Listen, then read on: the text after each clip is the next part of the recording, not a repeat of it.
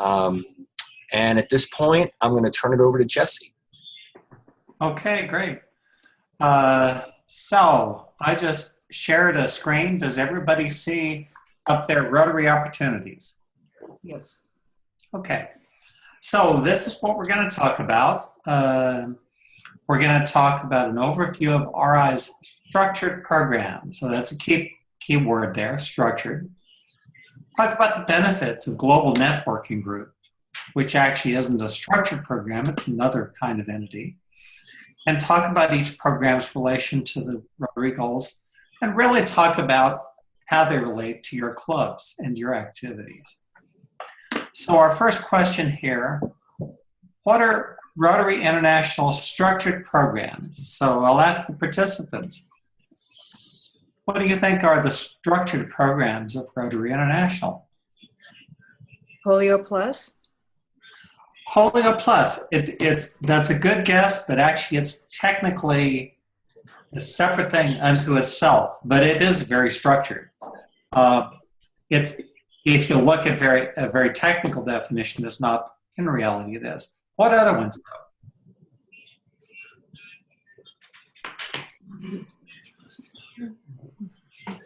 Let's put it this way.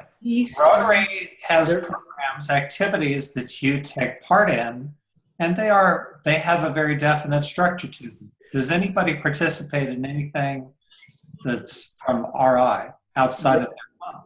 Yes, I do. It's Yale talking here.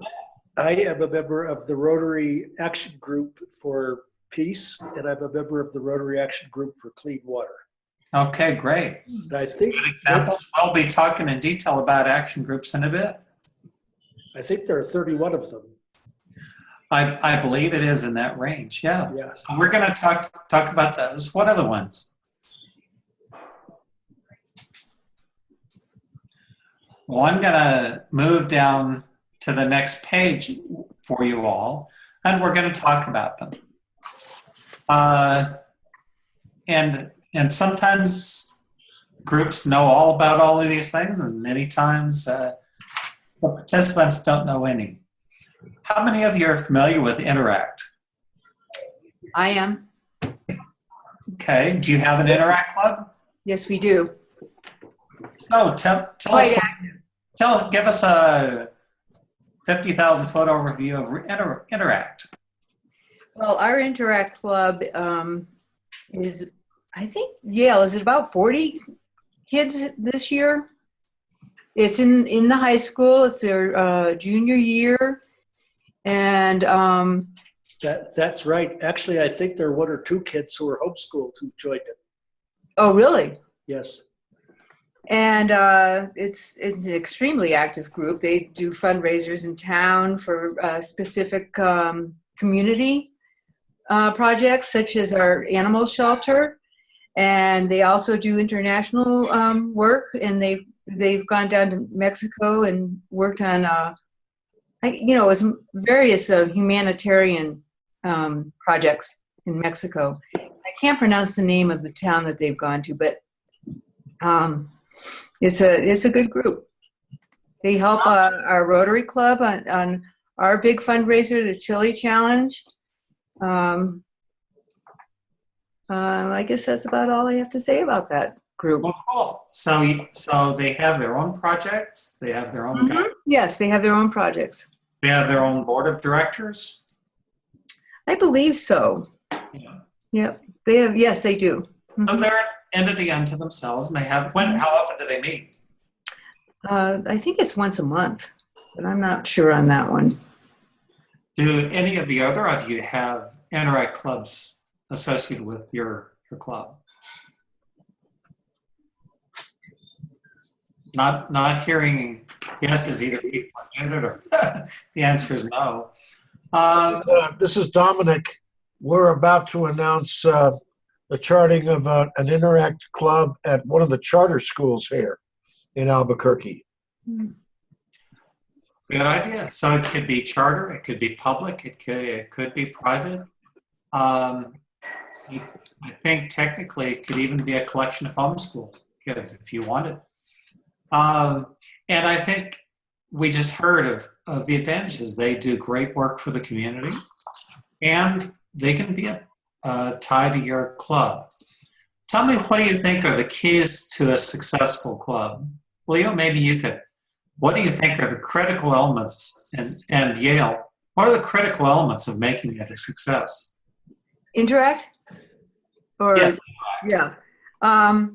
Well, one of the successful parts of our Interact Club is the fact that we have 2 members of our Rotary Club that is really are excited about what they're doing, and they help mentor the kids, and so that helps. And then also the good leadership that's internal in the Interact Club. They've had some really dynamic presidents of the Interact Club. In fact, all the kids seem pretty dynamic.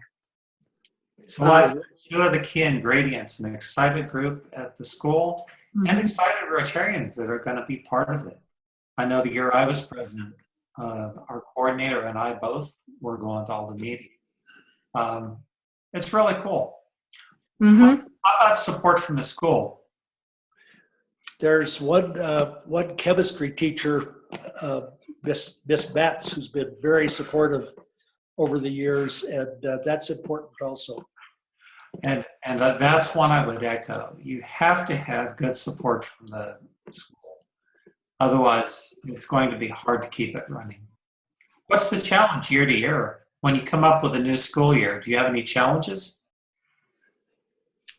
Go ahead, Yale. I don't know of any, only because it is such a popular program in the school, but Yale might have more intimate knowledge of it. I was the Interact sponsor in the past, and before I got recruited for these other things I do. But the biggest challenge is getting underclassmen to be Interact Club members. If you have sophomores and juniors, then you have continuity from year to year. And I think that our sponsors are doing a pretty good job of that. Mm-hmm.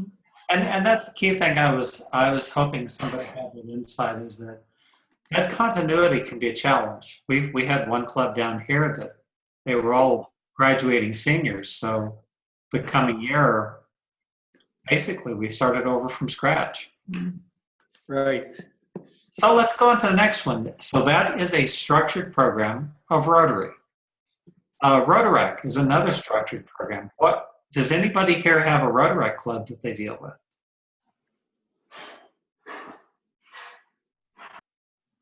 I know our president, Mark Harrell, has contacted UNM here in the Taos division to see if he could start one up, but we're just in the preliminaries of that. Okay. Can you tell us, how does Rotaract differ from Interact? I think it's an age group, and I'm really not sure about that. Okay, anybody else? Yeah, it's collegiate age and up. I don't know if the upper limit now is 29 or less, but I know it starts at college age. Yeah, it goes somewhere in that 29-30 age group. And Leo mentioned it being oriented around a college, but they don't have to be. If you just want to help foster youth in your community, doing things good for the community, think of sponsoring a Rotaract club. And it can be community-based. It doesn't have to be tied to a school. I'm going to keep going. Rotary Community Corps, we're really going to skip over, talk to our past district governors, and apparently we really don't do this in our district. Let's go on to Friendship Exchange. Have any of you been involved in a Friendship Exchange? I have. Tell us about it. We've had a couple groups actually. One came from Saskatoon. Well, actually, I shouldn't say Saskatoon. It was Alberta and part of Manitoba, I believe. Their district included that. And also we had a group come in from India, and we're having a group come in from But at Columbia, and what it is other Rotary clubs that get together and come and visit, our club, or vice versa. I guess we've had people go out to other clubs, right? Like to London or something, but anyway. I don't know that we have, Leo. We haven't. We have. We've been very active in group study exchange in the past, but we haven't. Our district doesn't fund those anymore, so we don't do that. So we get to know other clubs. They come and visit. Okay, real good. So how about the others? Have any of the others of you been involved in friendship exchanges? Mark? This is Mike. How's my audio now? Doing okay. You can hear me okay? Yeah. Well, I haven't personally or directly been involved in a friendship exchange. However, I'm pretty good friends with past district governor Lonnie Leslie, and many of you may know he's currently in South Africa on a friendship exchange.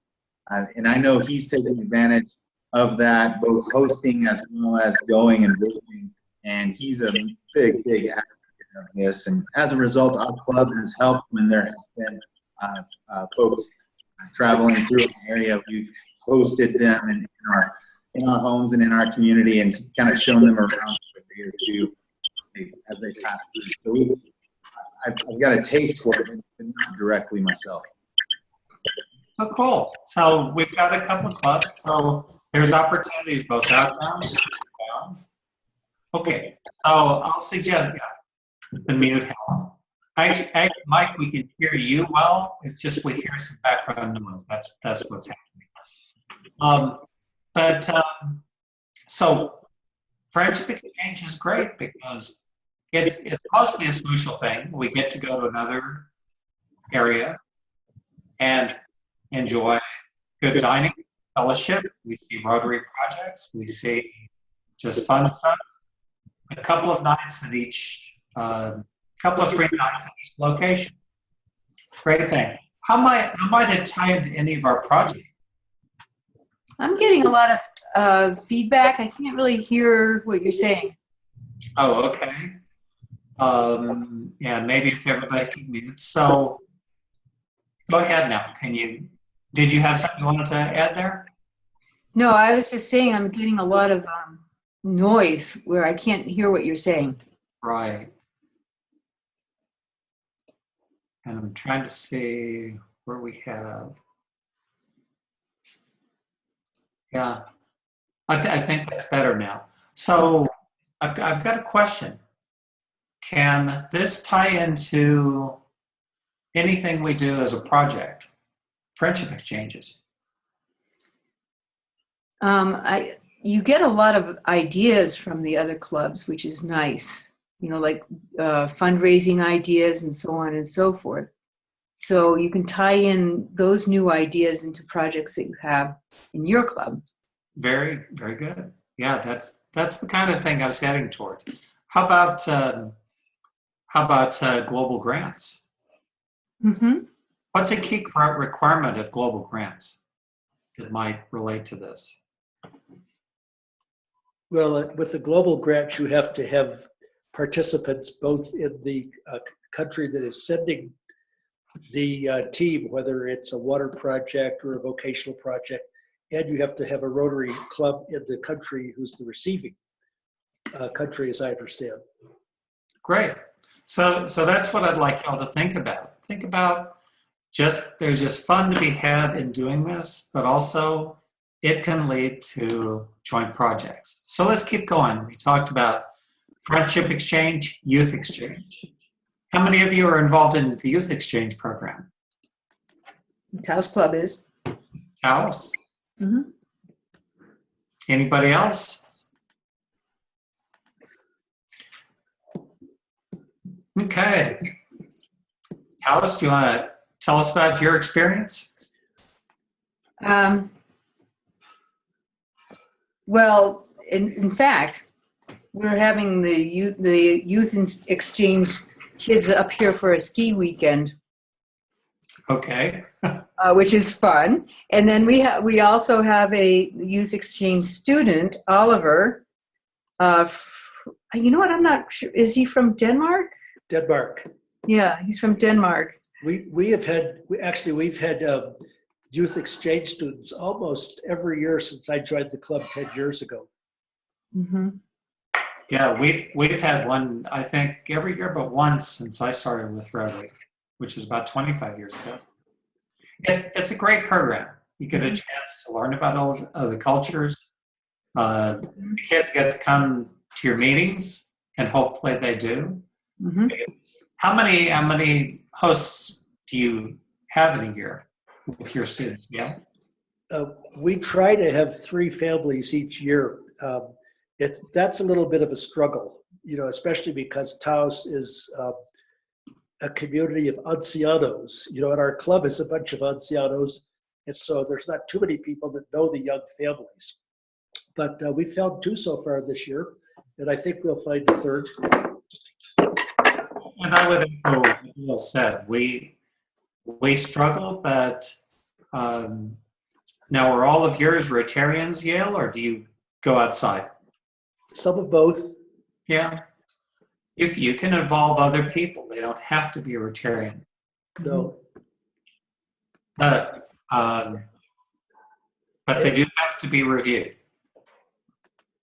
I'm sorry, I was going to say it's a really positive experience in almost every case for the host families, for the kids. This year we haven't sent a kid overseas, but most years we have, and it just changes their lives. Mm-hmm. It really does. And I know personally we've hosted and we've also sent our son overseas. Let's keep going. So these are the structured programs of Rotary. RILA, how many of you are involved in RILA? The Taos Club is involved. Yep. We do that too. Yeah. Okay. How about the others? Clovis Rotary Club typically will send 2 to RILA camp each year. That's great. Is anybody not aware of RILA? I'll put on my RILA hat here. I've been a counselor. What are the ways your club can get involved in RILA? How can you be a part of RILA? Tell me the ways. One of our members actually was extremely enthusiastic, and she was a counselor down at RILA. Absolutely. Last year.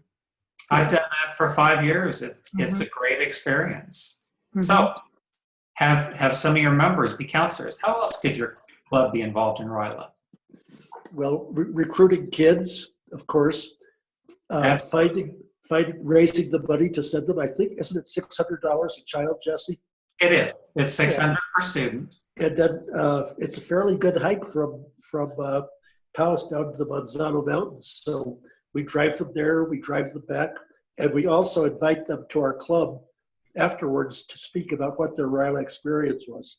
And that's a great point. That is the best advertisement for Rotary in Taos County, I'll tell you. I'd agree. I think it's one of the best programs we ever have at our club. It's also a way to sell the program. It's what got me involved as a counselor. I heard these glowing talks by students. I thought, I got to go do that. So I would echo that thought. If your club is not having a RILA student come talk to it, do so. Even if they're not sponsored by your club. Maybe they're sponsored by a neighboring club.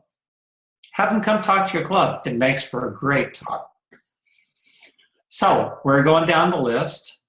So those right there are the key structured programs of Rotary. As I said, polio is also a program, but it's actually its own special class.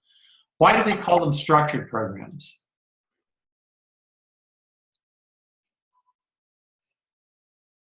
Actually, if you look at the manual of procedure, there's actually a term structured, and that is because they all have very specific structures. Many of these are youth. Do we need structured programs when dealing with youth? Of course. Is everybody familiar with youth protection as a district concept? Yes. Okay. So who has to get qualified under youth protection?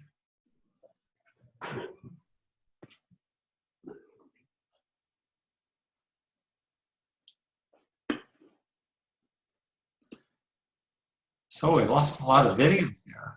Okay.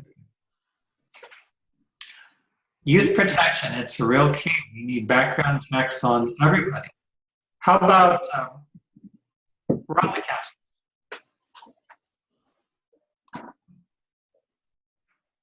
Say again, Jesse. I'm looking for who all needs to have a background check regarding youth protection. I would say virtually anybody who works with youth, except drivers to Rylacale. Guess what? Except drivers to Rylacale. And if someone's driving girls, it should be a male and a female at a minimum. Right, and I'm not even sure. I don't know if they do background checks there as well, but I don't know. I'm not sure of that. Okay, so we're going to go on to two other things here. In this handout, there's fellowships. So what are Rotary fellowships? Is anybody here a member of a Rotary fellowship? Well, Yale, Paul Harris. what? Paul Harris. There probably is a Paul Harris fellowship. Is that a fellowship? I think Paul Harris is like another thing altogether. I'm going to scroll down to another part of the document. Jesse, I think you're looking for groups like the Harley Davidson Rotarians and the Christian Rotarians and the Bowling Rotarians and things like that. So look at this list that I've got here on the screen. Can everybody see it? A list of So, amateur radio, antique automobiles. Can everybody see this okay? Yeah. Okay. So, do you see anything there that appeals to you? Skiing. Skiing. Golf. So, there you go, skiing. Do you think you could have fun by joining the Rotary Skiing Fellowship?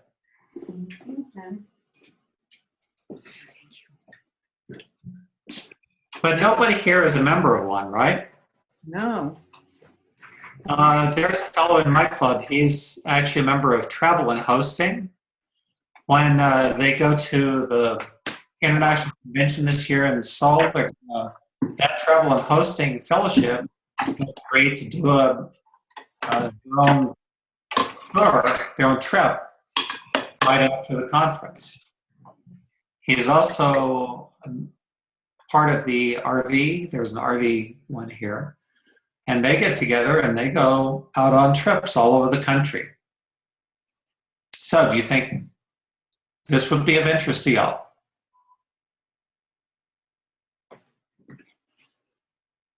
Yeah, definitely.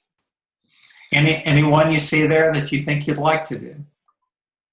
Well, I'm an avid runner, so marathon running comes up immediately for me. There you go. That's a good one. Actually, that kind of is even more than an opportunity. It's an opportunity for fellowship for you. Mm-hmm. Is it an opportunity for your Rotary Club and maybe projects? Oh, absolutely. Yeah, I see it as one. So this is something we could all take advantage of. We could do projects related to any of these. How might these groups help a project? Let's say we do a run as a fundraiser. How do you think we could tie into these groups?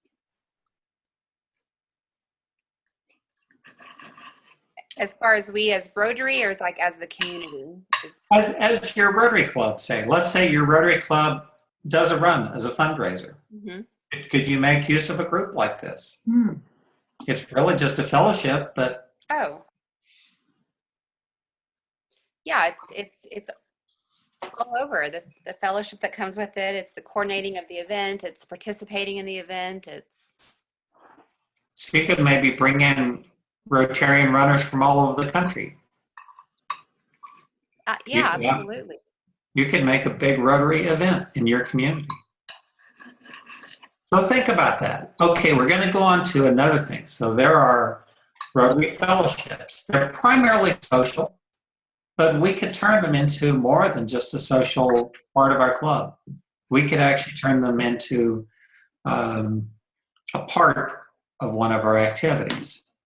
Now, if you look at the official documentation of Rotary, this is not called a structured program. These are things that are very, very simple associations. I don't believe they have bylaws or organizations or presidents or formal restrictions. They are mostly just people getting together. Let's look at this. This is another program of Rotary that is called Rotary Action Groups. Yale, tell us about that. You think you are involved? Sorry, I had to unmute myself. Our club did explore. In fact, Leo and I, and Leo's husband, and a couple other folks went down to Peru to explore doing a water project with the Rotary Club of Cusco, which we ultimately didn't do. But I joined the Rotary Action Group for water and sanitation, and got quite a good sense of what kind of criteria you would look for before you do a project. And then more recently, I joined the Rotary Action Group for Peace. And that is a dynamic, that's a very dynamic group. I went out to Ontario at the end of January for a presidential conference on peace that action group was at. And pardon me, there were 1,500 Rotarians from all around the world. And we are making a difference, and we're going to make more of a difference. I think, in my mind, I'm a big enthusiast for this. In my mind, peace is going to be for the next 30 years what polio has been for the last 30 years. Yeah. So there's a couple of great examples of how a Rotary Club can take advantage of a Rotary Action Group. Now, these are a bit more structured. How are these different than our fellowships up here?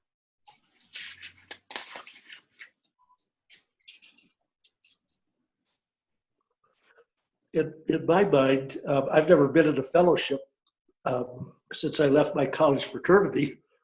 But in my mind, Jesse, these are goal-oriented. You know, like take family health and AIDS prevention. Those people are very committed to making a difference, and for health education. And it's not primarily social. The fellowship comes out of working toward a goal. Right, and I think that's a good distinction. You distinguished well between the two. And yet there's actually aspects of both that are social and dealing with people. And there's aspects of both that could relate to projects that your club does. So these are the programs of Rotary. Rotary has these programs, but other than that, Rotary doesn't really drive a lot of what you do. It doesn't tell you what your district should or your club should be doing as projects. But it does offer a structure, several structures for some key programs, particularly where they need a structure, where they need coordination across clubs and districts. So I always like to tell the students, you have homework. Your homework is to look at something in this lesson that could benefit your club? Is it a fellowship? Is it an action group? Is it one of the others? I'm going to mention this. It will lead somewhat into our other sessions. How many of you have considered a global grant? Okay, so looking into global grants, we've got a couple. Is there something here that could help you with a global grant?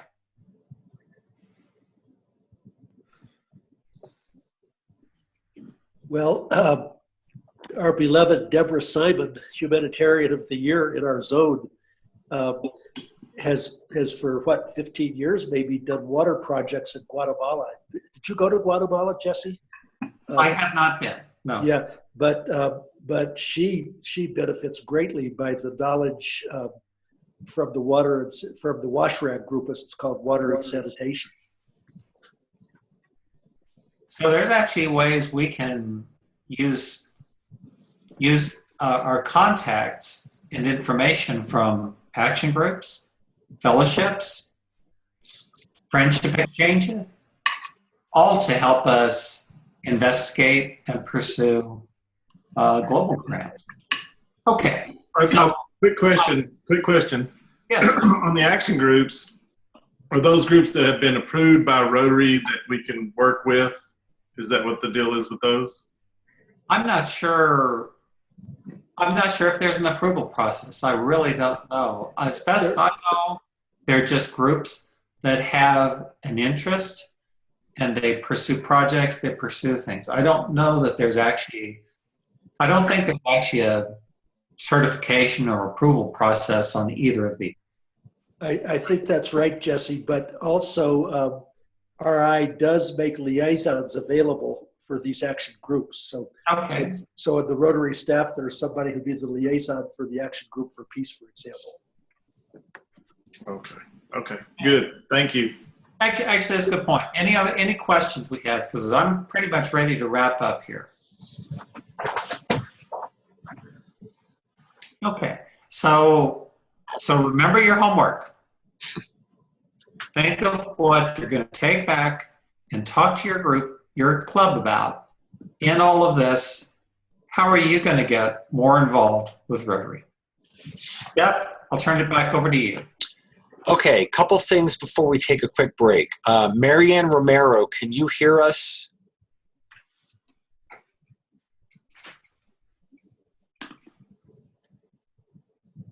Yes, I can hear you. Okay, so you can hear us, but you don't have video, is that correct? I have video, but I'm on my phone. I don't have Right. audio. So you can see the screen. Yes. Perfect, okay. So Marianne Romero has joined us. She is from Santa Rosa. Okay, good. The other thing I wanted to do before we take a break is, and I apologize if we had some feedback, but I would like to try something really quick. If everyone can unmute and then turn down your speakers as low as you can turn it down, but you can still hear me speak. Because a lot of times is a speaker that the microphone is picking up. Because it would be helpful if we can all have our mics on. It really would, yeah. So right now, it looks like everyone has their mics on except for Yale. And I'm not hearing feedback right now. Can you all hear me okay? Less feedback, yes. Mm-hmm. Mike, can you hear us okay?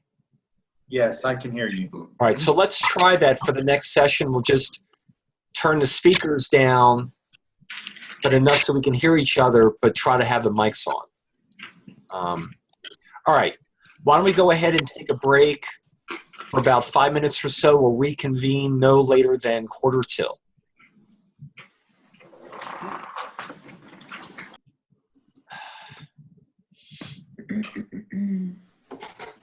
Okay, Jeff. Yes.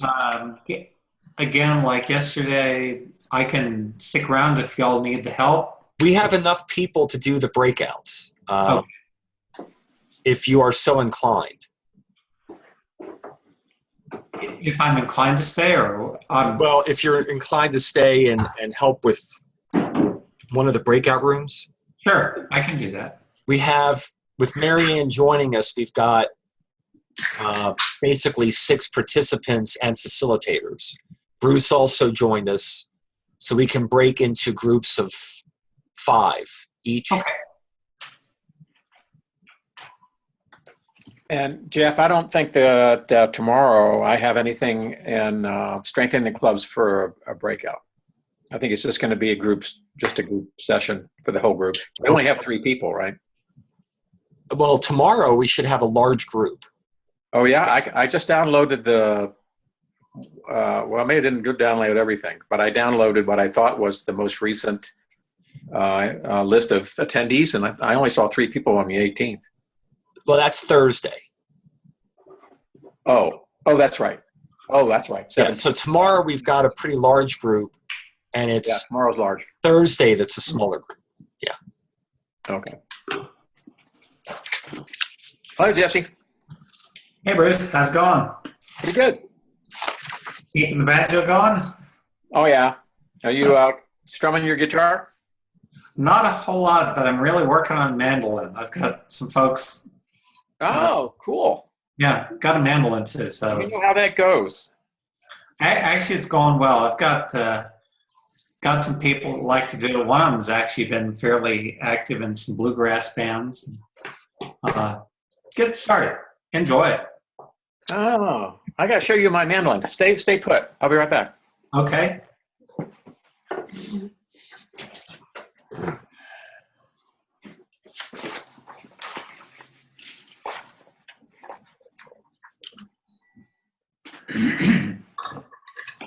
Mike, did anyone else from Clovis go to South Africa other than Lonnie and Ardith? No, Jeff, just Lonnie and Ardith. Their pictures are awesome. Yeah, they look like they're having a great time. When will they be coming back? That I don't know. I think it was 2 weeks that they were going to be gone.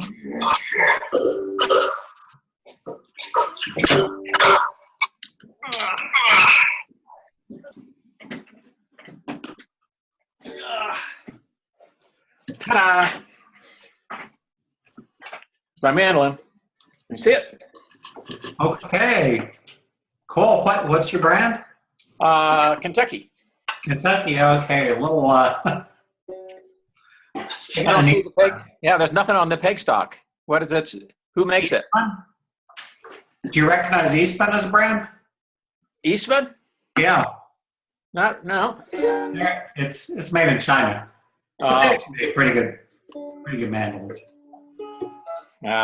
This poor mandolin, I do change the strings on it every once in a while, but I don't play it very much. Yeah. But you still playing the banjo? Oh yeah. I play it at when we do the songs at the in the more at the meetings. Yep. I also play in a gospel band at church. Oh, okay. Pretty cool. And we're recruiting right now. We're recruiting a mandolin player to join us. So that'd be neat. I just don't play this very much anymore. So yeah, but it's a nice looking mandolin. I bought this in '83. Oh, you've had it a while, yeah. Yeah. I just bought mine about 4 years ago, and I'm just looking for something new.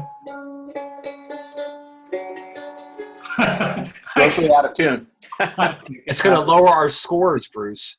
Well, in that case, I get the banjo. What do you think of the facilitators? Well, they did a great job, but that mandolin's got to go. That's a good excuse to take it out and let it breathe. So what's the first song you learned? Ashokan Farewell. Oh.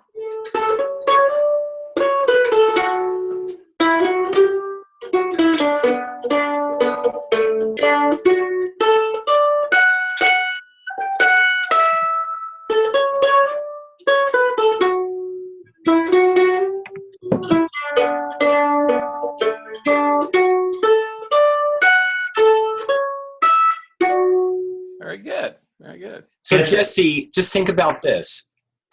You had this great turnout in Silver City, but because we're in our homes, you were able to pull out a mandolin. Yes. Unless you had thought about it, the people in Silver City did not have a chance to get the awesomeness of so there's another perk of being in your own home doing Rio Grande Academy. That's right. That's right.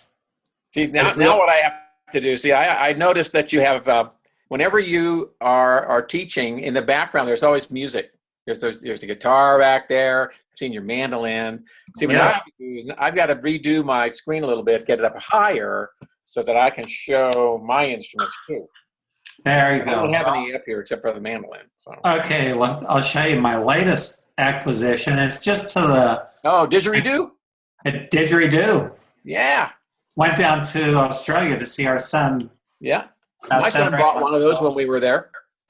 Yeah. He can play it too. He doesn't play it very often, but... Yep, I know what those are. I think you cut out. But yeah, it's like when I go places, you gotta go to the music shops. Oh yeah, yeah. And when we're on our cruise over in Eastern Europe, I think it was in Romania. No, I'm sorry, Hungary. There was a guy playing what looked to be a didgeridoo, but it was much more modified. It had a